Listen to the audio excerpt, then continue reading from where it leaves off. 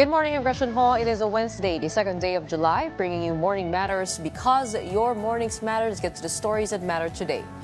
Tighter rules for online gambling, such as stricter age verification and higher minimum bets, are being pushed for by Senator Gatchalian. The senator, however, clarified that the measure does not call for a total ban.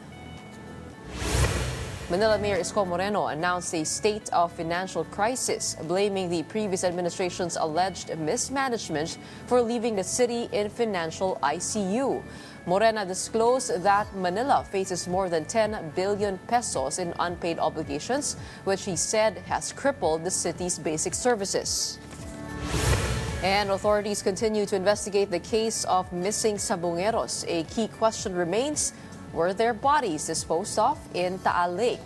Let's discuss this matter later in the program. Welcome to our program, Morning Matters, where we talk about the issues you need to know for the rest of your day. Now, first on the agenda, former Senator Francis Tolentino has been barred from entering China and its special administrative regions, a sanction he calls a badge of honor. Here is the report. Former Senator Francis Tolentino is now banned from entering mainland China, Hong Kong, and Macau. The ban was imposed directly by the Chinese government. According to China's Foreign Affairs Ministry, the sanction stems from Tolentino's alleged anti-China stance, which they claim harms China's interest and its relationship with the Philippines. But Tolentino says he won't be deterred. In a statement, Tolentino said he has fought and will keep fighting for what belongs to the Philippines. In fact, the former senator told One News's The Big Story that he considers China's sanction a badge of honor. It's a badge of honor which I will carry because what I did was for the interests of the Filipino people. The Filipinos should be respected with dignity by other countries, no matter how big or small. Tolentino was one of the senators who condemned China's harassment in the West Philippine Sea and initiated Senate probes into the issue. He also authored landmark territorial laws passed during the 19th Congress, the Philippine Maritime Zones Act and the Philippine Archipelagic Sea Lanes Act. In April, Tolentino also exposed a company in Makati that he claimed was funded by China to spread pro-China narratives and disinformation about the Philippines. Those are not allegations. We have proof presented. I don't regret anything na nagawa ko kasi yung ginawa ko para sa Pilipinas. For its part, the Department of Foreign Affairs said the sanction does not help ongoing efforts to repair Philippine-China bilateral ties. Senator Jinggoy Estrada, meanwhile, urged the DFA to summon the Chinese ambassador to the Philippines to explain Beijing's move against Tolentino. Senator Gatchalian is pushing for tighter rules on online gambling, including stricter age limits and higher betting thresholds. Here is the story. Senator Gatchalian has filed a bill seeking to tighten regulations on online gambling. However, the senator clarified that the measure, one of his 10 priority bills in the 20th Congress, does not call for a total ban to prevent gambling operators from going underground. Pag tinotal ban, ang aking concern baka mag-underground sila.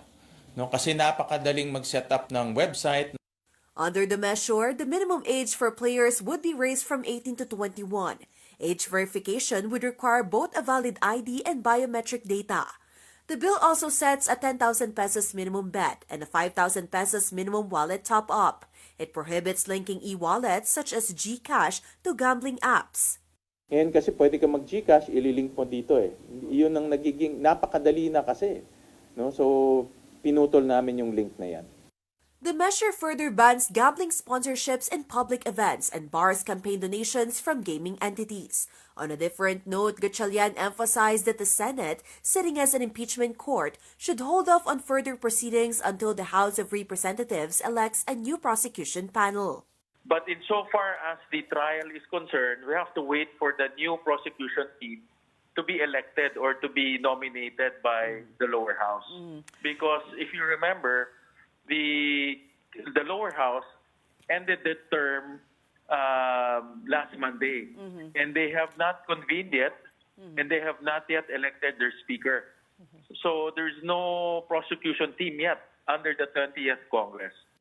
He also clarified that senator judges from the 19th Congress don't need to retake their oath as the impeachment court is a continuing body. Gatchalian further confirmed that 3 senators, including Senator Amy Marcos, have expressed interest in the Senate presidency. Tuwing may ganitong bagong kongreso, kasi tumawid tayo, talagang meron namang usapin na may mga gustong tumakbo bilang Senate President. Alam naman natin yung mga personalidad na gustong tumakbo, naririnig naman natin. So, yan ay pinag-uusapan ngayon.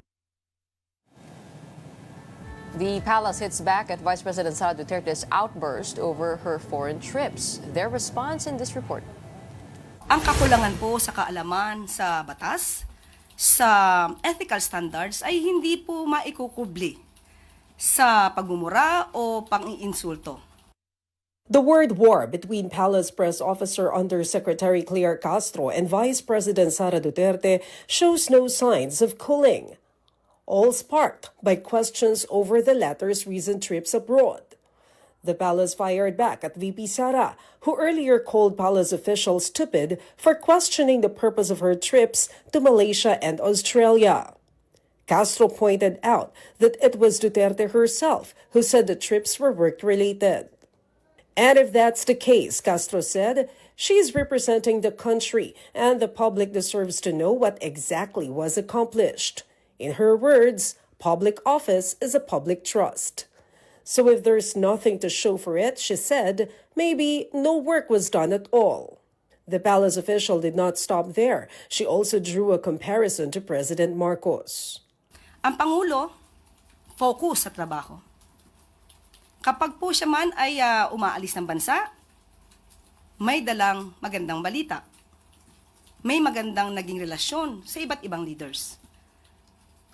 Isa dito ay ang pagsagip sa buhay ni Mary Jane Veloso dahil sa magandang relasyon sa Indonesia. Ang pagpapauwi, ang pagpapabalik ng dating mamabatas na si Arnold Forteves. Pati na po ang mabilis na pababalik kay Alice Goo. At sa Japan, inaangat ang turismo ng Pilipinas. According to Castro, these are the kinds of outcomes that should be reported if, quote, real work was done. The vice president has traveled twice to The Hague this year to visit her father, former President Rodrigo Duterte, who has been detained in the Netherlands since March. She also attended gatherings with overseas Filipino workers in Hong Kong, Qatar, Malaysia, and Australia. VP Sara had earlier denied claims of using taxpayers' money for her travels, saying she paid for her own airfare and accommodations. For News 5, Maricel Halili, We Are One News. Malacanang said President Bongbong Marcos is studying whether a legislated wage hike could lead to layoffs, especially among small businesses. Palace Press Officer Undersecretary Claire Castro said the president is weighing its potential impact. On Monday, the NCR Wage Board approved a 50 pesos daily wage hike effective July 18. Now, that same day, lawmakers filed several bills seeking a legislated wage hike as the 20th Congress opened. Meanwhile, the Employers Confederation of the Philippines, or ECOP, supported the 50 pesos increase, saying it followed due process. ECOP noted that when combined with last year's 35 pesos hike and other benefits, the new wage would surpass the Senate-approved 100 peso hike. However, they urged greater focus on sectors more in need than minimum wage earners. Muli pag-aaralan ito kung kakayanin ba talaga. Kasi kung magdudulot naman ito ng layoff dahil hindi kakayanin ng karamihang maliliit na mga negosyante, mas marami pong mahihirapang mga manggagawa dahil baka mawalan sila ng trabaho. Kaya po lahat ng ito ay pag-aaralan para sa ikabubuti po ng lahat. Taon-taon, binibigyan natin yung, ina-address natin yung formal sector, yung minimum wage earner. 10% lang ng 52 million yan. Hindi yan ang manggagawa na talagang dapat i-address. Sino ba yung ibang manggagawa na taon-taon na argabyado? Na hindi naman sila better position like the minimum wage earners na sila naman ay talaga mga permanenteng trabaho niyan. Manila Mayor Isko Moreno has declared a state of financial crisis in the capital city. In his first State of the City address on Tuesday, Moreno said Manila is in, quote, financial ICU with over 10.2 billion pesos in unpaid obligations. The mayor blamed alleged fiscal mismanagement by the previous administration, which he said left basic services crippled. Now, to address the shortfall, he created Task Force Facts to lead reforms and enforce strict spending controls. Moreno also vowed to hold those responsible accountable while beginning what he called a financial healing for the city. May gobyerno sa madaling araw, may gobyerno sa gabi, may gobyerno sa hapon, may gobyerno kahit holiday sa lungsod ng Maynila. Liwanag po mula sa matatag na suporta na ipinagkaloob ninyo sa akin. The people of Manila have granted me with a strong mandate to implement sweeping reforms. Tama naman. Dapat lang. Because we all share one dream to make Manila great again. Don't go away. We'll be back with more stories after the break.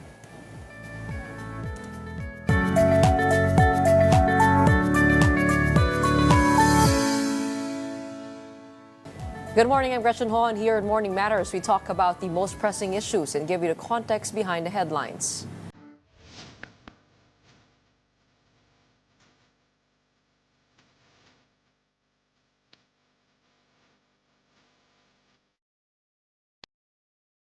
The Philippine National Police says the case of the missing sabongeros remains stalled due to lack of evidence.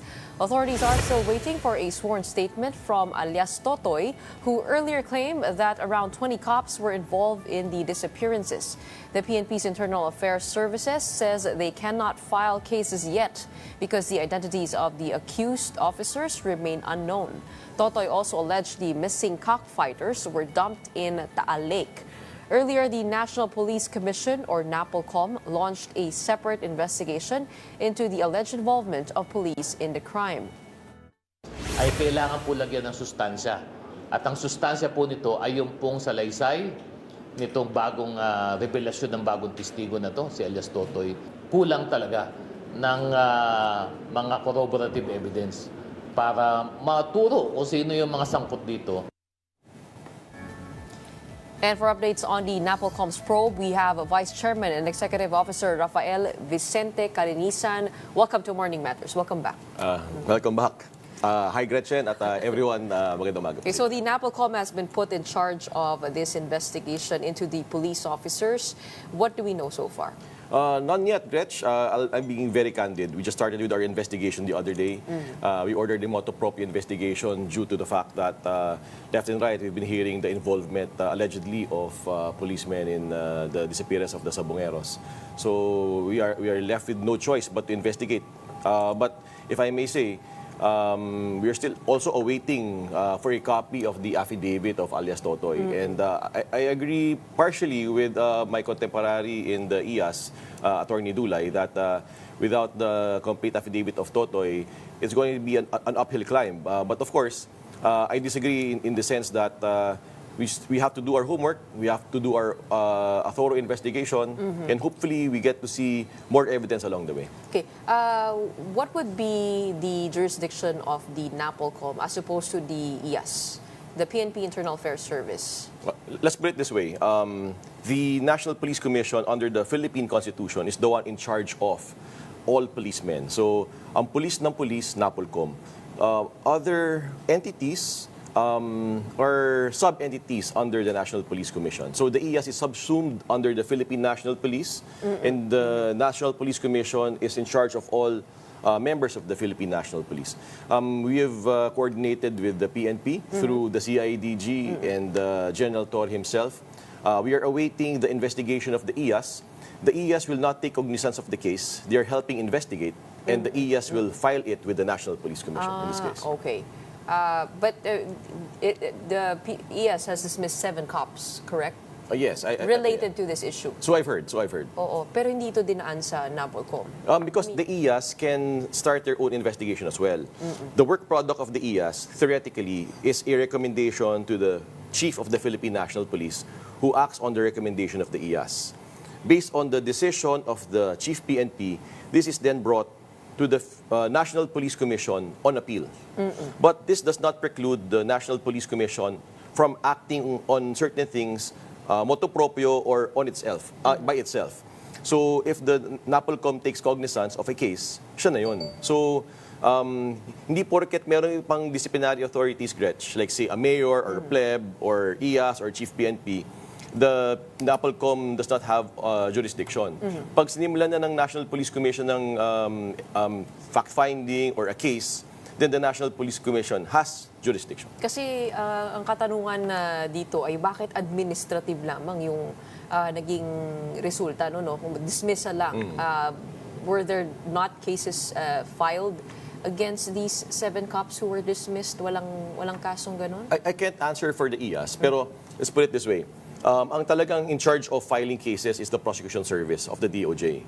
So the National Police Commission, kaya we're investigating na, is we're looking into the administrative aspect of the case. Okay. So while we can file criminal cases as well, someone really has to look into the admin cases. Kasi may tumitingin na nung criminal. So that's just the first step, in short. Yes. Kumbaga, if yung sa Tagalog, yung criminal cases, himas rehas yan. Oo.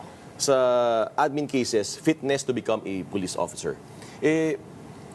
Ang napakahirap naman, Gretch, na may police tayo na allegedly involved. Tapos yung mga police na to still wearing the uniform, has a badge, and has a gun. So, kailangan nating simulan, imbestigahan, at hawakan na yung kaso. Kasi kung sila pa ay nasa serbisyo, if they are involved, dapat silang ma-dismiss. Kung sila ay inosente, then so be it. They be declared innocent. How many cops are being investigated? Honestly, I have already an idea. But siguro it's more prudent for me to wait for the DOJ's comment on this matter. So wala pa. 20 kasi yung nasa balita namin. Nasa balita. Actually, yung alam nyo, yun ang alam ko. Pero So for now, what is their status? Are they still going to work every day? Or they have been put on preemptive suspension? I leave that question to be answered by the Philippine National Police. I already gave my thoughts to the PNP. There should be a case filed as far as we are concerned. Currently, there is none. There's an investigation, fine, but currently we're still looking for evidence in other materials. So until and unless we find something substantial to hold them accountable or to preventively suspend them as far as the NAPOLCOM is concerned, it's still the PNP's ballgame. So, General Torres... Puntahan mo na siguro natin si alias Totoy, no? Yeah. Paano ba siya biglang lumabas? I mean, this came out of nowhere. Him talking about... at the center of it, an expose, right? So, ano yun? Nakonsensya ba siya? Hindi ko pa siya nakakausap. Ni isang page na affidavit niya, hindi ko pa nababasa. Pero ang pagkakaintindi ko dyan, and at least I think this is public knowledge, mukhang insider tong si Totoy eh. Mukhang meron na siyang mga kaso in the first place eh. And I think this is his way of seeking justice, not just for himself, but also to seek justice for those who have been victimized by this crime. I can't speak for him. I haven't met him. I don't know him. Pero ano yan eh, syempre, kanda ipit-ipit na sila eh. Ito na yung pagkakataon siguro na mabago niya ang history at he be on the right side of the things. May update ba tayo doon sa Taal Lake, yung sa mga katawan na itinapon doon? I heard from the good mayor of Laurel, who incidentally I'm from there, na may mga presence of law enforcers in the area. I'm aware that different law enforcement agencies are currently in Laurel, Batangas. As to the details of what they have found, I have an idea also, but of course, Gretch, patawarin nyo na ako. Hayaan na natin ang DOJ to mention whatever they have found there. Speaking of those involved here, several people are in powerful positions. A senator and 2 congressmen have been tagged in the disappearance. Is it possible that that is the route we're going with this case? What do you mean? I mean, merong mga lumalabas na mas matataas na pangalan, kaya na-drag ang police because this is sabungan. Paano na dawit ang Philippine National Police, di ba? Siguro, public knowledge siya since before, Gretch. I think, even if I ask you the same question, I'll be the interviewer here. If I ask you who these people are, I think you can answer. Masyado kasing ma-impluwensya at malaki itong kaganapan na ito. Tandaan natin, this happened in the context of a pandemic. Lahat ng tao walang trabaho, lahat ng tao hindi makaalis. Everyone was on their cell phones. Naghanap ng pagkakakitaan. And here it comes, merong isang laro, may sabong, na pwedeng pagkakitaan ng napakaraming tao. So, a lot of people got involved. So, hindi na ako nagtaka na allegedly may mga malalaking tao na nandyan. Posible na may involvement ang PNP. Sabi nga ni Totoy, may involvement ka sa pagkakawala. Pero ang ending nito is, yung mga involvement ng mga civilian na yan, ng mga malalaking taong yan, DOJ yan. Yung kung sino man yung mga pulis na yan, yun ang hahabulin natin. Wala tayong pakialam, Gretch, kung sino man yung mga backer nila. Wala tayong pakialam kung sino yung mga malalaking tao na yan. Ang importante is, ma-identify natin itong mga pulis na to, makasuhan sila, maimbestigahan, makatulan, para kung sakasakali involved sila, wala na sila sa servisyo. Two names have popped up in online posts, and that is Gretchen Barreto, Atong Ang, have their names popped up in the investigation. Napakahusay mo magtanong, Gretch. Objection leading. But siguro let's put it this way. Ulitin ko, I don't want to preempt any investigation or findings by the DOJ or even the National Police Commission or the PNP. I'll be a team player. Let them announce when it's ready to be announced. Pero as far as we're concerned, we will just do our thing and we will investigate and we will coordinate with all law enforcement agencies. But essentially, this is because of game fixing and cheating. Yes. Is that correct? Sa usaping kanto, ang tawag dyan chope. So kung sa pagsasabong, lalabas ka ng isang manok na alam mo matatalo, tapos pupustahan mo yung kabila. So yun yung panonyope. So dahil dito, maraming nawawalan ng pera, maraming natatalo ng malaking pera. Siyempre, kung noon, sapakan lang sa maliliit na sabungan, ngayon, dahil since we're talking about millions and millions of pesos nationwide, theoretically, and I think that was the sentence imposed on them by whoever the persons or the group behind this are. Speaking of another investigation, let's move on over to the ICC. The Justice Secretary has said the Philippine government has chosen not to pursue the war on drugs cases because we don't have anything. And we don't have a police report, we don't have a DNA analysis, we don't have ballistics. What does this mean for the NAPOLCOM? Are you on pause when it comes to all investigations? And totoo ba na wala tayong kahit ano? Siguro magsimula tayo sa kailangan ba tayo mag-file ng mga kaso dito. Maybe magkakaroon ng issue legally as far as the principle of complementarity is concerned. Sa Tagalog, kapag meron ng may hawak na kaso locally, dapat din na hinahawakan dun sa ICC. So baka yun ang tack din ni DOJ Secretary para hindi magkaroon ng legal issues, no cases here, we hear all the cases abroad.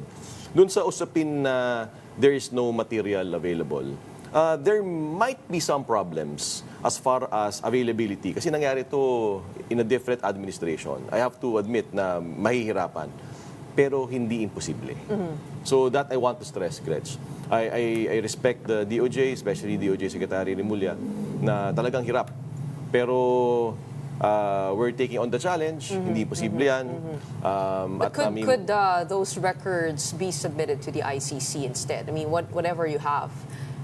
Pagdating sa mga pagtutulungan, no? Pagdating sa mga records na yon, at anong kailangan gawin kung hindi imposible? Siguro let's put it in context. The National Police Commission is the one who has administration and control over the whole Philippine National Police. I'm just on my second month as the head of the National Police Commission. So siguro, Gretch, alam ko naman, kilala mo naman ako personal. Alam mo na diretso tayo. We are doing our homework here. Lahat ng dapat gawin, ginagawa natin. Yung mga kailangan silipin dito, isisilipin din natin. No fear or favor. So kung may kailangan tayong silipin na insidente, may kailangan tayong hanapin ng mga bagay-bagay, we'll look into it. And we will not sit idly by. I'll answer you that way. Okay, but what would it take to have credible evidence? Because this has been long done. I mean, it was in the past administration where all of this happened. What can we hold on to? What pieces of evidence can we hold on to that we could trace to the actual crime? Siguro mag-lecture tayo ng konti sa batas. May more or less dalawa yung klase ng ebidensya, Gretchen. Una, ito yung testimonial evidence. Ito yung testimonya ng tao. Yung testimonya ng pulis, kung sino man yun, ebidensya pa rin yun. So we're not just limited to object evidence o yung mga gamit. So itong magneto o yung whatever O yung na yan. crime scene, o yung mga litrato. We're not just limited to that. These are still pieces of evidence. So contextually, kung wala man tayong direct evidence, meron tayong nakikitang circumstantial evidence na if taken holistically, there may be overwhelming circumstantial evidence warranting certain actions. So, sabi ko nga, merong sigurong pagkukulang ng konti dun sa object evidence, sa mga ilang dokumento, sa ilang mga bagay-bagay, pero meron pa tayong ibang ebidensyang maaring makalap as far as testimonial evidence is concerned. So, meron pa yan. Sigurado akong hindi ubos yung object evidence at sigurado akong may testimonial evidence. Yung testimonial evidence, ilan yung kailangan para maging malakas? As many as possible? As many as possible. The key phrase here siguro in Philippine laws is concerned is overwhelming circumstantial evidence. So I think it speaks for itself. Okay, but for now we are on pause when it comes to the investigations. I cannot say that. Maybe as far as DOJ is concerned, there may be on pause. But as far as the National Police Commission is concerned, everything's live. Okay. Help us understand here what investigations have been done in the past. Kasi noong 2017, yung Supreme Court mismo yung humihingi ng mga records na yan. They were investigating the Tokhang or yung Oplan Tokhang and humingi sila sa gobyerno nung mga number of deaths. Pero hindi sila binigyan ng drug-related deaths. So, nung kayo ay pumasok dito sa inyong posisyon, anong nakita ninyo? I mean, ano na yung nagawang yung mga investigasyon? Yung totoo, honestly, sa National Police Commission, before my entry, wala. Wala? Wala. Yun ang totoong sagot. Because that has been the point of contention here. Yung why cooperate with the ICC kung kaya naman natin mag-imbestiga dito, kung meron tayong mechanisms of justice, pero wala. Nung panahon, before I entered, wala. Ibang usapan na pagpasok natin, Gretch. Di ko na madetali, mingi ako ng patawad sa'yo. Sabihin na lang natin na, again, kilala mo ko and we are doing our homework, Gretch. Okay. The Justice Secretary also said that about 3 or 4 witnesses are under the witness protection program. Ano po ito? Mga bago ito? I think they're old names. I think what the DOJ Secretary is saying is he is helping indirectly by protecting Filipinos whose lives are at stake. So let it be. I think that's a very noble act of the DOJ Secretary. So kung gusto niyang tulungan ng mga witnesses, as far as I'm concerned personally, tama yun. Kung anong ginagawa ni DOJ Secretary, let it be. Have these families asked for protection? Not just when it comes to yung local investigations, pero yung ICC. Meron na bang humingi? I would assume there would be. Because I don't think the DOJ Secretary would give protection if there is no request or if these people are not part of any investigation by the ICC. So I'm assuming that the DOJ Secretary knows something that all of us don't. From your perspective, gaano kahirap yung internal cleansing na mangyari? Because also, I understand the conflict of interest. Pagdating kay Secretary Remulla, we're investigating police officers, but they should be the primary witnesses in this. Kaya naman sinabi niya sa ICC. Pero when it comes to internal cleansing na nabanggit ni General Marbil nung kanyang panahon at ni General Torre, paano kaya gagawin yun? Una, kailangan natin ilatag yung premises. Una, partner natin si General Torre. Sobrang bilibaw sa taong yan. At usapang lalaki, isang salita yan. Doon sa aspetong internal cleansing as far as the National Police Commission is concerned, wala kami sasantuhin. So kung meron man kailangan silipin, imbestigahan, Gretch, sino man yan, ang rango yan, ilan man yan, wala kami sasantuhin. Ano yung kailangan mag-file ng case? Civilians could file. Civilians could with file. the NAPOCO. We can do motu proprio investigations also. Fine. Pero syempre, iba pa rin kapag may warm body complaining about something. Iba yun eh. Ito yung complaint ko, may affidavit na ako, ito yung ebidensya ko, imbestigahan niyo to National Police siguro Commission. yung hesitation dito ng mga biktima, yung pambayad sa lawyer. I mean, they would have to get their own counsel for that. Hindi kinakailangan. Yun ang gusto kong i-emphasize. In fact, yun ang ginawa natin sa pleb nung panahon na tayong hepe ng People's Law Enforcement Board. Yun ang ginagawa at nangyayari ngayon sa NAPOLCOM. You don't need lawyers. So any ordinary citizen can go to the NAPOLCOM, file his case, and we will hear it. So especially right now, we are revising Memorandum Circular 2016-002. Ito yung Bible ng lahat ng disciplinary authorities na may hawak ng pulis. So it's on my desk. We're just making certain edits. Paglabas noon, it is not technical. So it allows the ordinary guy magtatako, itong labandera, to go to NAPOLCOM without any lawyer, sabihin niya yung mga kailangan niya sabihin, and that case will proceed without any technicality. At ikaw yung lalapitan. Yes, correct. I mean, the whole National Police Commission. Pero NAPOLCOM is yung bintana, pinto, pader ay bukas para sa ordinaryong tao. Because we do know that it's not just about filing cases here or holding them accountable, but it's also reliving wounds.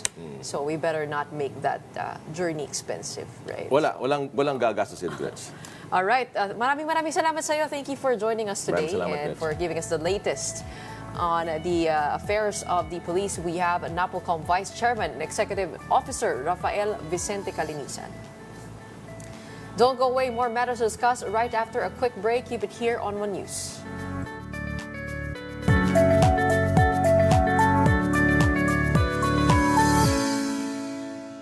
Welcome back. You're still watching Morning Matters here on One News. Now, joining us today is BBC News Chief Presenter Steve Lai with years of experience in journalism. Steve is here in the Philippines to share with us his journey and offer insights on defending truth in an era of growing misinformation. Good morning, Steve. Welcome to Morning Matters. Yeah, good morning to you, Gretchen. Great to be here with you. Oh, it's an honor to sit with you, and you are on the other side of things this time.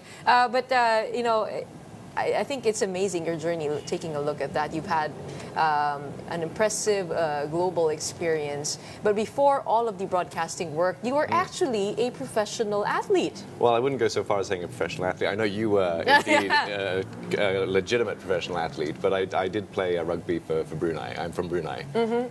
My father's Bruneian, and I had the opportunity to represent Brunei for 2 years, playing for the national team. Yeah, it was great time. And how did you get on the hard news desk? Yeah, so it's quite a journey, and it probably will be one that you might find quite familiar. So when I moved to Singapore in 2009, I wanted a complete career change. I used to work at the Economic Development Board in Brunei, a corporate job, and I'd always had a passion for sport, played rugby as we just mentioned, and I was sitting on the sofa with my wife, and she said, what are we going to do when we get to Singapore? What are you going to do when we get to Singapore? Because she had a job. She's brilliant. And I said, I was watching a sports show, ESPN Sports Center, and I said, that's the job I want. And when I got to Singapore, I was very fortunate that I won an online competition. And the first prize was to present on Sports Center, so on the show that ESPN did. And that followed up with some work. They liked what I did, and they offered me some part-time work. And then after doing that for 1.5 years, I made the move to CNA, which is Singapore's broadcaster, as you might know. And I started as a producer, cutting packages, doing RVOs and voicing, and it took a while to do the voicing. You have to pass certain criteria. You have to show that you have the seriousness because I had a sports background, right, when it comes to broadcasting. So I had to cut my teeth, as a producer, work my way up, and I was at CNA for about 12 years, and over that 12 years I managed to to cover a lot of breaking news stories, a lot of big events. I was actually here in the Philippines when Duterte. So this isn't your first time? This is my second time to the Philippines. The first time I came when Duterte won the presidency. I was here for about 2 weeks reporting on that story, and it was a wonderful experience at CNA. And you worked with our colleague Regina. Yeah, that's right. That's right. At CNA. Yeah, that's right. There's a lot of Filipinos that have passed through CNA. Timothy Go, another one as well, that was at CNA for many years. So yeah, there's been a lot of, I suppose, familiarity when it comes to the Philippines and stories here, and your political system is very interesting. To say the least. Yeah. Well, how did you transition from sports to hard news? I mean, how was that process of discernment like for you? Well, the skill set, I would argue, is the same. I mean, you're still telling a story. You're still informing the audience about what has happened. But it's just the content that is different. It's just the weight of the stories is obviously different as well.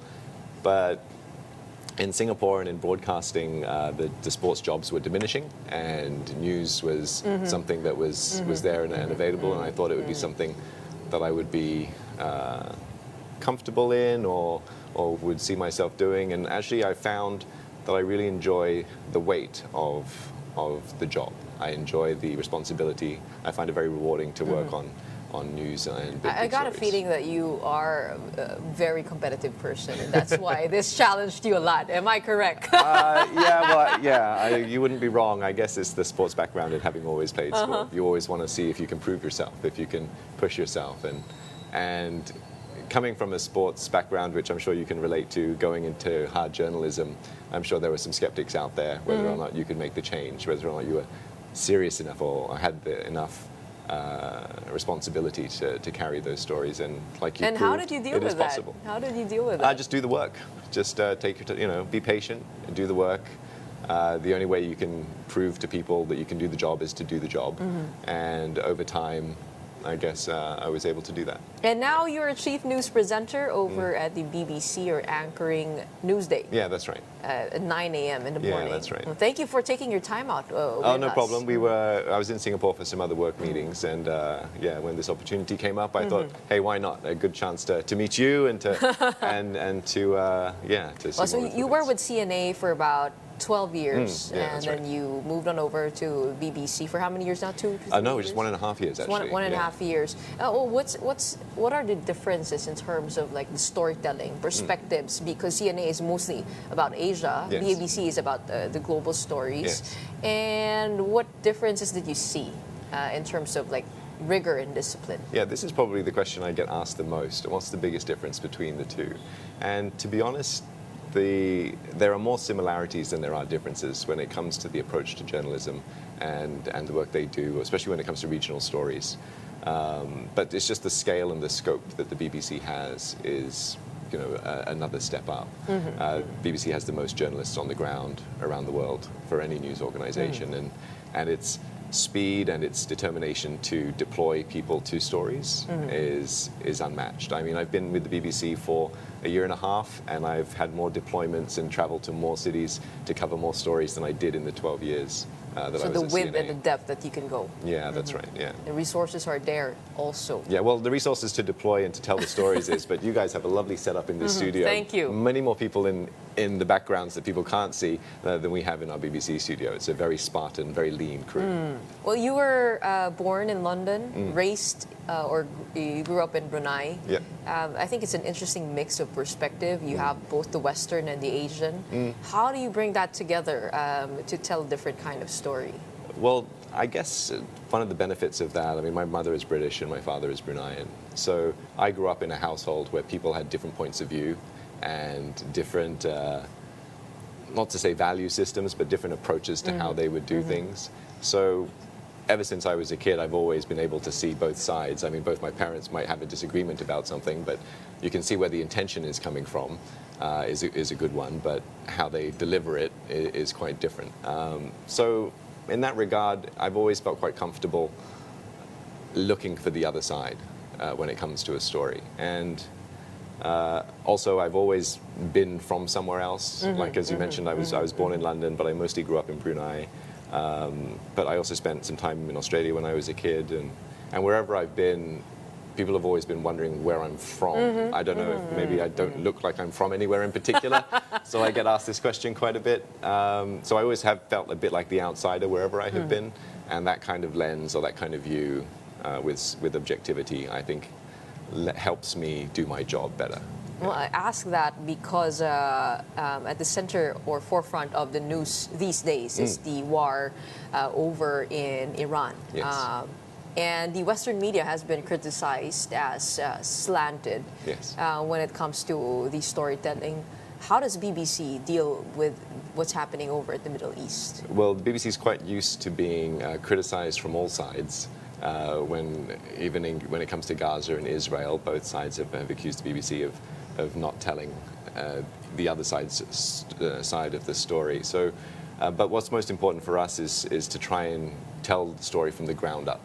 So, Lise Doucette, our chief international correspondent, she was able to go into Iran to be able to report from the ground there, which is incredibly difficult. Iran doesn't allow a lot of international media in, and one of the conditions that she was able to report from there was that what she produced or what stories that she did would not be shown in Iran on the BBC's Persian service. So there are a lot of restrictions. Even you'll know that journalists are not allowed into Gaza. Israel won't allow any independent international journalism to take place inside of Gaza.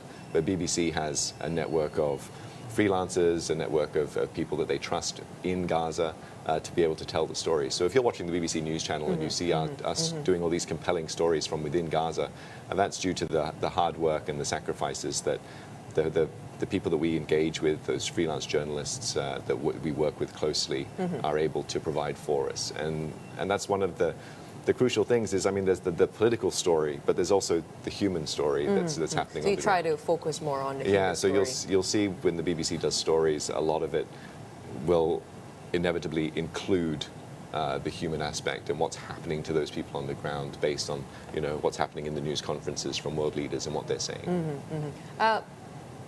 How does the BBC deal with the words genocide, terrorist? Do you keep away from using those words? Yeah, that's another thing that the BBC gets criticised for. But the BBC's job is first and foremost to inform viewers, and when people start criticising the BBC for the language that we use, then I guess we kind of think maybe we're on the right track with what we're saying or not saying. But it is a tricky one, and one that we have. So you don't use those words. Depending on context. They are not it is not necessarily Maybe the BBC's view. Our job is to say, this country as labelled by this country. It's not for us to make those determinations. Okay. I ask that because we are in an age of disinformation and misinformation, and so much vitriol has been going around online when it comes to what is happening over the Middle East. Not just in the Middle East, even here in the West Philippine Sea, the South China Sea. It has been a battle of narrative. How has the BBC adapted to that? It makes the work that we do certainly more challenging. The journalism has to then be more rigorous. You need to be able to present the two narratives, but give context as to what they have said and what has happened. It also, in some cases, results in more resources having to be deployed to dispel, perhaps, those stories. I can give you an example. The U.S. president had the South African president in the Oval Office, Cyril Ramaphosa, and was showing. He had all these news articles printed out about stories depicting persecution of white South African farmers in South Africa. Stories that had been largely discredited, but this was coming from the White House. He was presenting these stories. So, we have to report that as the news because it's the US president saying it. But we also then deployed one of our own reporters to the ground where those claims were being made to show and to interview people in the area to dispel or to correct or to reveal, the truth behind it. Yes, the truth behind it. But, it takes an incredible amount of resources So, and so determination there to do are special reporter fact checkers under BBC, is that correct? Oh, well, I mean, any news organization will have that sort of thing. It depends if the newsroom has more resources. Yes, yeah. You laugh because I know that resources in newsrooms is something that's. Well, the BBC has its own disinformation unit called Verify. Yeah, that's correct. Is that composed of reporters? Yeah, so that's like a team, like a task force, if you like, set up within the newsroom. Because in this day and age, as you well know, disinformation is so prevalent. And it used to be the case that it would be from anonymous postings on websites. Now it's coming from press secretaries and people in positions of power. So through BBC Verify, that team will look at certain stories and break down elements. They might look at satellite images, they might look at user-generated content and piece together a full story and reveal how we came to find this news. Because increasingly, if people want to believe what they see, then they want to see the working.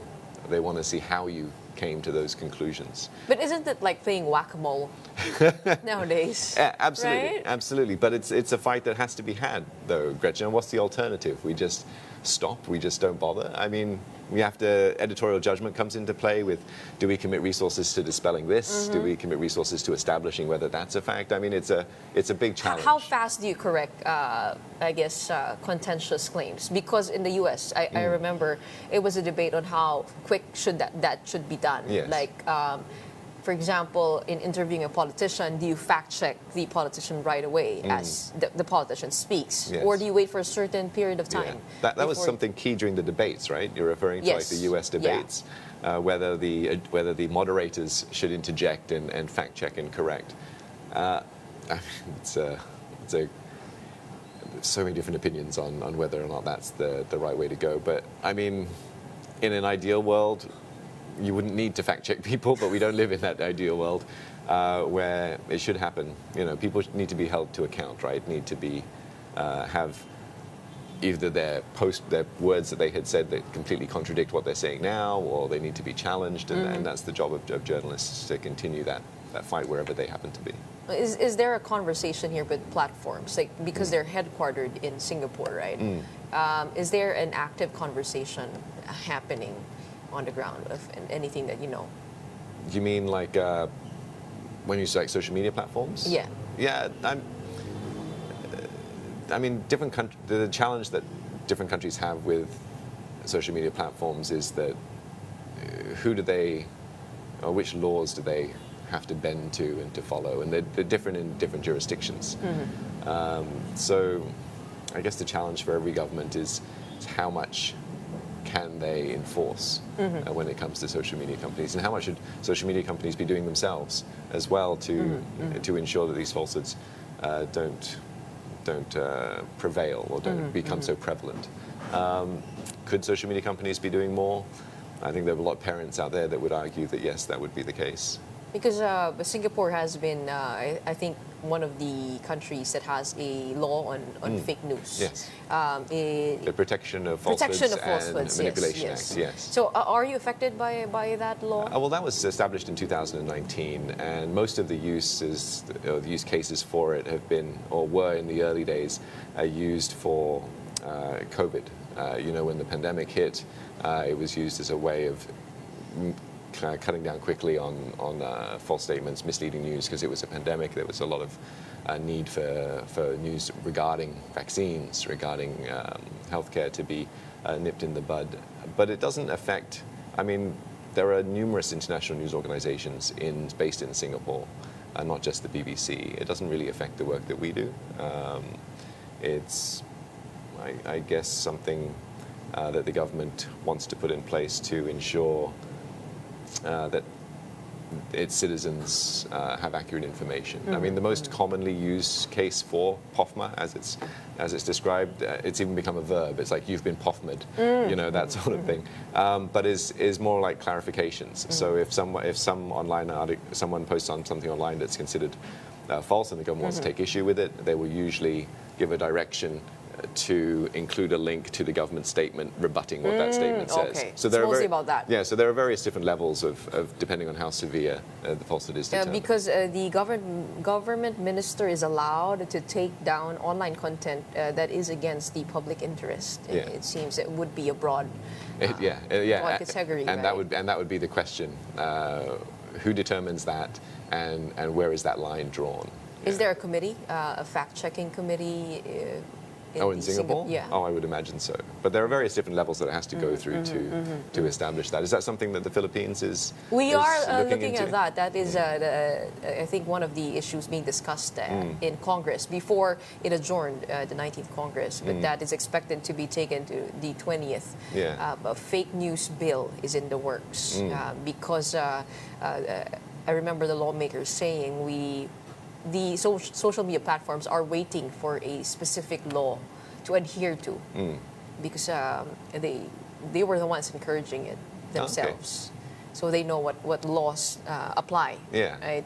But just been very curious about speech in Singapore. Because every time I go there, I have friends who tell me that you're not allowed to criticize government. Is that correct? Criticize is also a broad definition. Okay. But I mean, I'm not here to talk about what can and can't be said in Singapore. I mean, there are freedom of speech is widely acceptable in Singapore. You just have to be very careful. Well, I mean, you have to back it up. I mean, if they will challenge, the government will come and challenge you if you say something that they deem to be false. Speaking of challenging, another thing that's challenging newsrooms is artificial intelligence. How is the BBC embracing or taking AI? Has it embraced AI? Slowly. It's looking at it cautiously. It's looking at it there's so many use cases for it, whether it's transcribing audio. If you do an interview, instead of listening to it and typing out what was said, transcribing, AI can be used to just quickly type out the script from the interview that you've just had, to making sure that we keep everything above board when it comes to what goes out on air. Because it is also being used now to write press releases, right? And even captions online. So the BBC has none of that. Oh, no, everything has to go through the eyes of an individual human being before it makes its way onto anything that comes out of my mouth, or whether it comes or goes on air or appears on the screen. Yeah, it's not got to the point where it's like automated, where the machines are running things and humans aren't present yet. How much of a problem is AI being, when it comes to the topic of disinformation? I think that the challenge is the speed at which it can move, and the speed at which and how much content can be generated.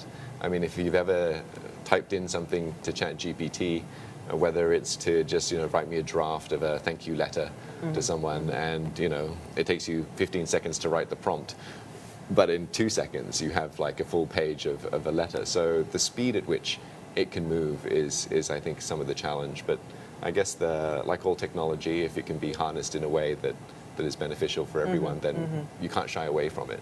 You just need to keep your compass pointed in the right direction when it comes to your journalistic integrity with how you use it.